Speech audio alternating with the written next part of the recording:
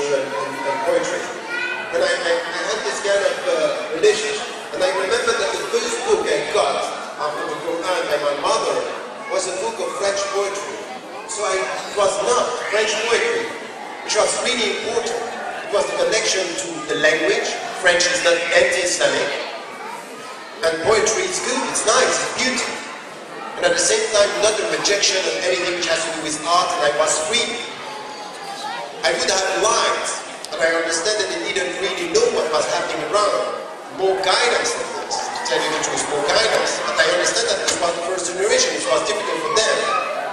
And then now, I know how it works. I'm trying my own kids to give some guidance, but also to let them free to go and to decide what they want, knowing the Islamic principles, knowing what is right, and then they have to take their own decision. And I would say for every one of you, don't wait for the people to say haram, haram, or halal. It's really to look at what is produced and what is the best thing. And sometimes it's also coming from non-Muslims. You have very good Islamic products and even songs produced by non-Muslims. The word Islam is not in, the substance is there. You have to be selective, you have to listen, and then to make your choice. Wallahu a'lam. It was difficult for us because it was really the first generation arriving in Europe, and we had to struggle with this. And I know how important it is. Assalamu alaikum.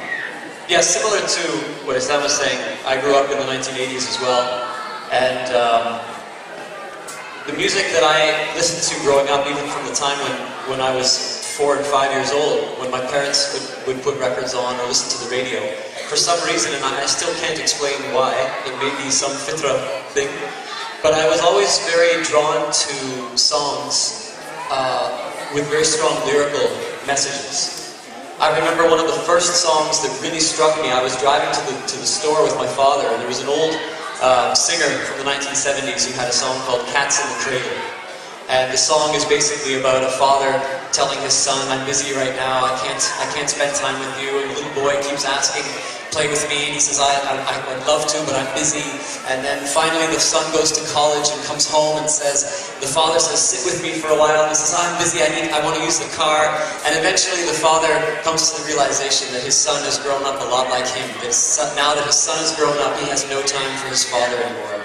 And that idea that we need to give to our children for them to want to give back to us. And I remember being about 5 years old at the time and listening intently to this song on the radio and asking my father to confirm that I had understood what the song meant. I said, what is this song about? And my dad explained it, and I realized I had understood it.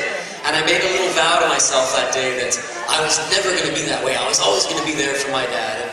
And from that young age of about 5, that's the type of subject matter which really appealed to me. It was subject matter which, I guess, as Dr. Tariq is saying, which is what the essence of Islam is. Islam, the verb, the action of entering into peace and being at peace and understanding our relationship with God, not the noun which we misuse the word as, the club I belong to. It is a very Islamic message.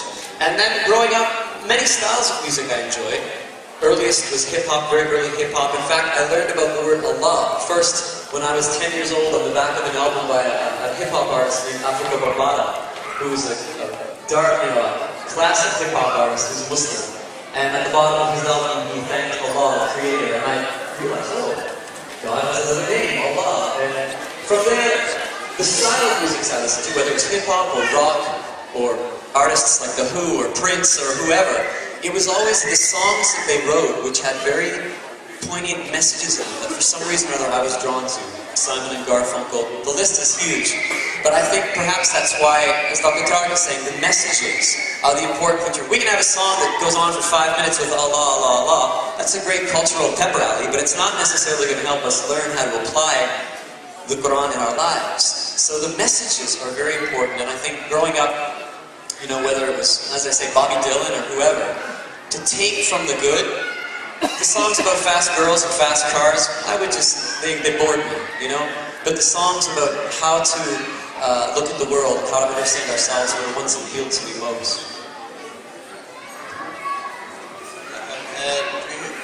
there was a question there in the front assisting.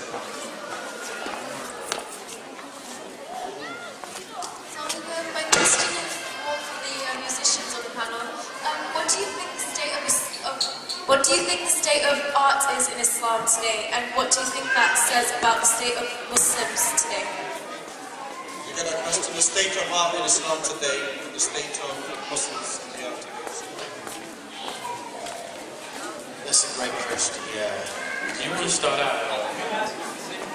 Okay. Yeah. Well, I mean, we have issues. The thing is, I mean, I'm not a musician. I don't know how to play anything. I'm an artist. I see myself as an artist. I have ideas, and I go with that. Sometimes the producers look at me like, yeah, you cannot do that.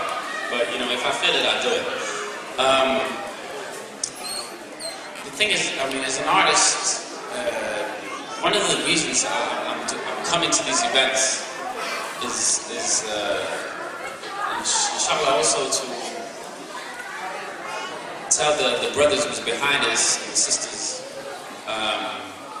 how we can improve on the sound. You know, it might not be an important thing for some of y'all, but it's actually a very important thing for us artists on stage. And I also think, like, you know, if we come all the way over here and we want to give everybody a nice experience, and we can't do that if the sound system sucks. So that's one thing that you know, it's advice to my brothers.